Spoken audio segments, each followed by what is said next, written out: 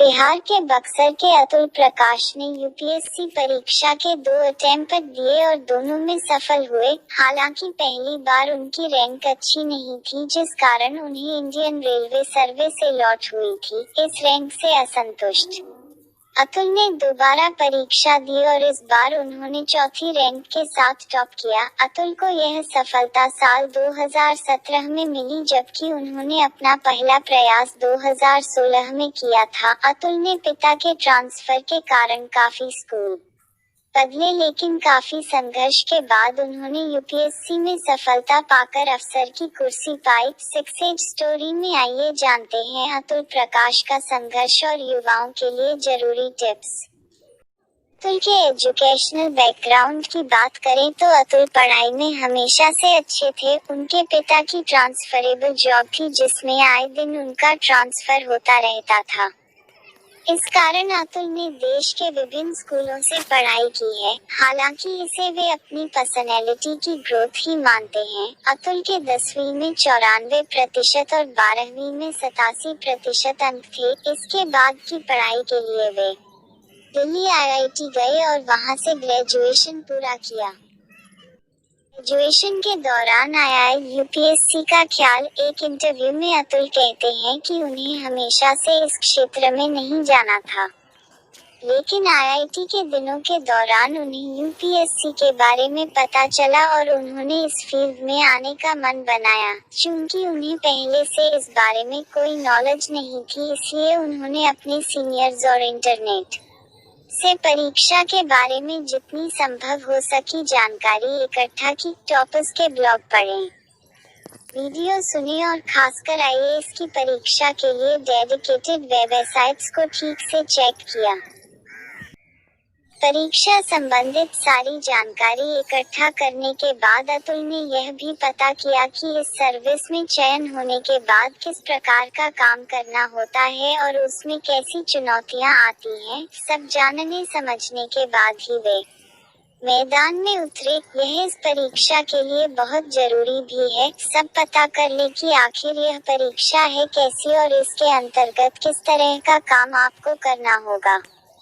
सब ठीक लगने पर ही आगे बढ़ें।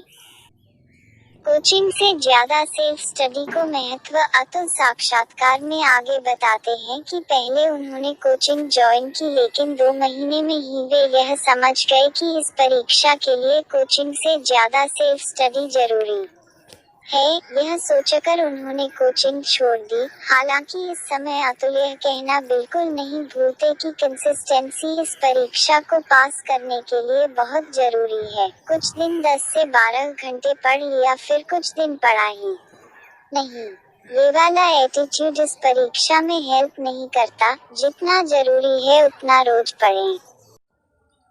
इसके बाद अतुल दूसरे अहम बिंदु पर आते हैं, जो है टेस्ट सीरीज पे। कहते हैं उन्होंने प्री और मेंस दोनों की टेस्ट सीरीज बहुत दिल लगाकर सॉल्व की और उन्हें लगता है कि अल्टीमेटली आप क्वेश्चन सॉल्व करके ही नंबर ला सकते हैं, इसलिए टेस्ट सीरीज ज्वाइन करना बहुत जरूरी है।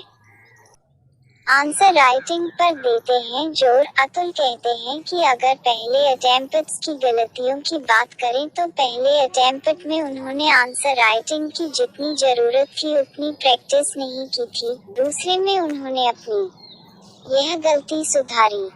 इसे और समझाते हुए अतुल कहते हैं कि आंसर लिखते समय एक ही पॉइंट की डेप्थ में जाने की जगह विभिन्न बिंदुओं को यानी डिफरेंट डायमेंशंस को टच करने की कोशिश करें। बजाय इसके कि एक बात लिखी तो उसको गहराई से समझाए जा रहे हैं, कोशिश करें कि विभिन्न बातें लिखें।